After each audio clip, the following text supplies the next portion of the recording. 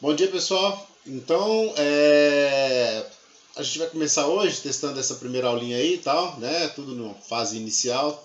Vamos ver como fica, tá? Qualquer dúvida, eu vou estar à disposição para tirar qualquer uma delas de você. Qualquer dúvida que você tiver aí, eu vou estar à disposição, tranquilo? A gente começou falando de projeções cartográficas e hoje eu estou lá na página 692 com as chamadas projeções cartográficas, né? E a classificação delas. Então, o que a gente vai fazer é observar essa classificação.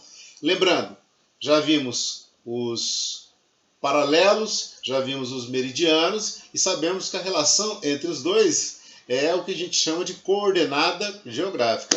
Aproveitando a coordenada geográfica, né, a gente estabelece o tipo de projeção que pode ser utilizada, a que mais é utilizada ou a que mais foi utilizada durante muito tempo. Né? Então, de acordo com a classificação ali, começa com as cilíndricas. Se você olhar na página 192 lá, tem um globo e esse globo está dentro de um cilindro, o que determina a existência desse tipo de projeção. Né?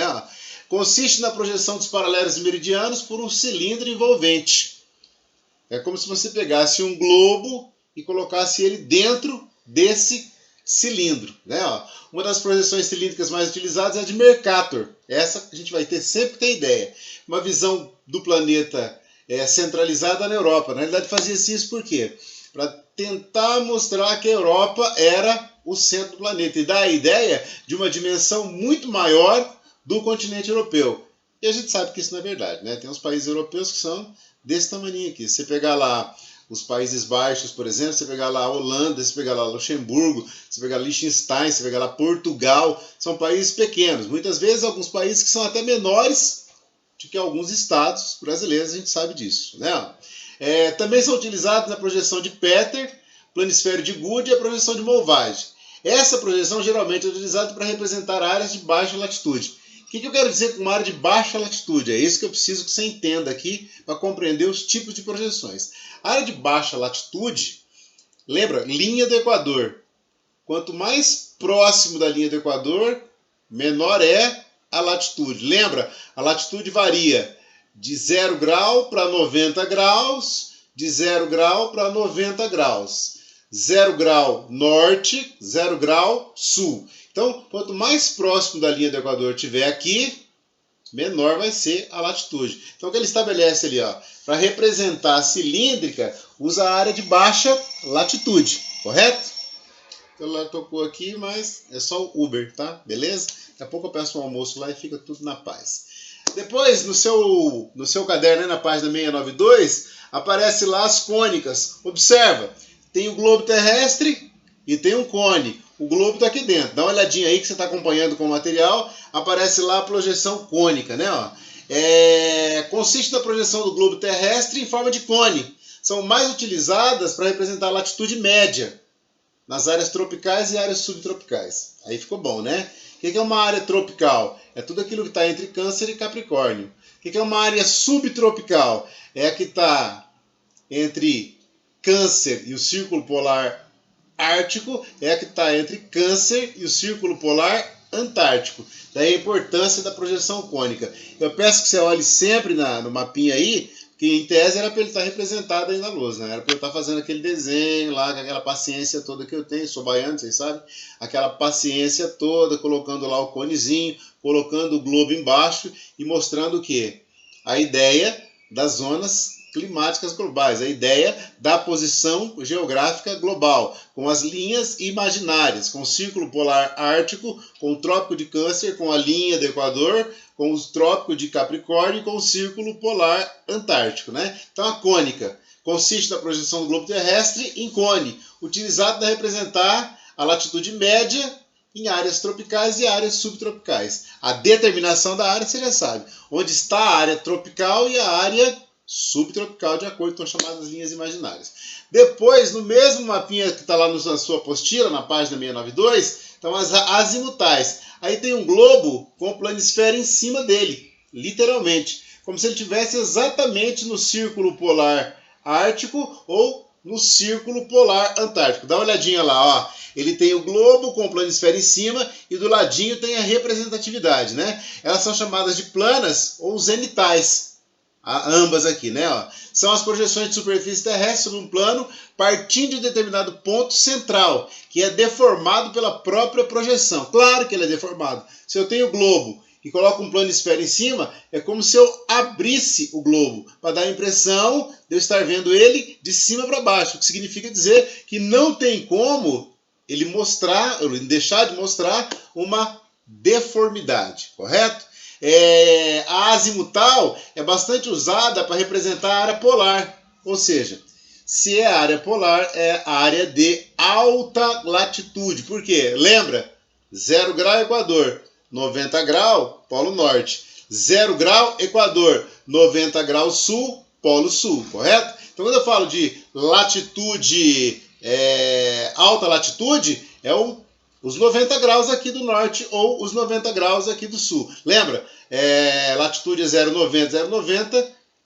Longitude é 0,180, 0,180. E o que marca a longitude é o meridiano de Greenwich. Na mesma página 692, aparecem lá as anamorfoses. Minutinho só.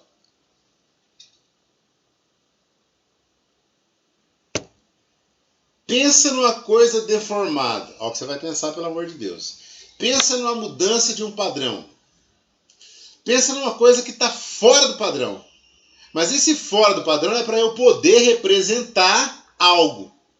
Vamos pegar aqui e fazer uma analogia rápida. É como se eu pegar a população de Portugal e a população do Brasil. Portugal deve ter hoje por volta aí de 10, 11 milhões de habitantes. O Brasil tem 210 milhões de habitantes. É como se no mapa Portugal aparecesse bem pequenininho e o Brasil aparecesse bem grandão. Totalmente desconforme, correto? Isso é o sentido da anamorfose. Olha lá, ó. A anamorfose geográfica são mapas esquemáticos que não seguem precisão de escala cartográfica. É isso que eu estou dizendo. Se tem uma escala lá, dá para você determinar o tamanho exato daquela representação. Tem a escala lá, tá bonitinho. No caso da anamorfose, essa representatividade é só para demonstrar um fator que pode ser natural, humano ou econômico, correto? Nessas representações, as áreas sofrem deformações que são matematicamente calculadas conforme o que deseja representar. Como eu acabei de falar. Eu posso ver quanto um país no mundo produz de soja e comparar. De que maneira eu vou comparar essa produção de soja? Colocando os tamanhos dos países. Às vezes você pega um paísinho pequenininho lá, mas que ele é maior produtor de soja do que um país enorme. Esse país dentro da anamorfose vai aparecer maior. Por quê? Porque a produção de soja dele é maior. Então a anamorfose segue, ela aparece para mostrar exatamente a disponibilidade de um determinado recurso ou um outro fator qualquer, né? Eu dei exemplo da soja porque a gente sabe que tem grandes produtores de soja no mundo, tem pequenos produtores de soja no mundo, tem grandes produtores de soja que são países pequenos, tem grandes produtores de soja que são países grandes, tem pequenos produtores de soja que são países grandes. Então a anamorfose mostra o quê? A dimensão da produção, correto? Às vezes até você pode representar demografia, população, né? Se eu analisar, por exemplo, vamos pegar aí a Federação Russa. É um país gigantesco, tem 11 fusos.